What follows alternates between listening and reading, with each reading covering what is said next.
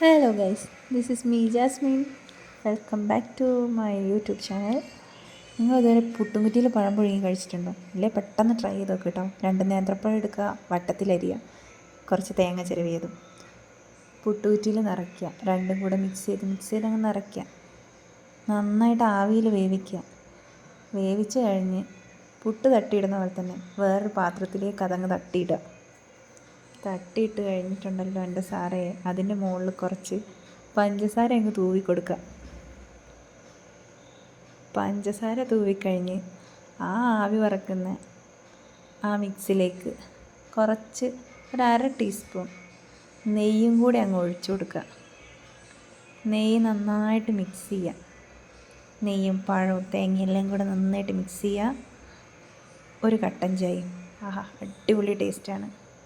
ഇതൊന്ന് ട്രൈ ചെയ്ത് നോക്ക് കേട്ടോ. വീഡിയോ ഇഷ്ടപ്പെട്ടിട്ടുണ്ടെങ്കിൽ ലൈക്ക് ചെയ്യുക, ഷെയർ ചെയ്യുക, സബ്സ്ക്രൈബ് ചെയ്യുക. Thank you for watching.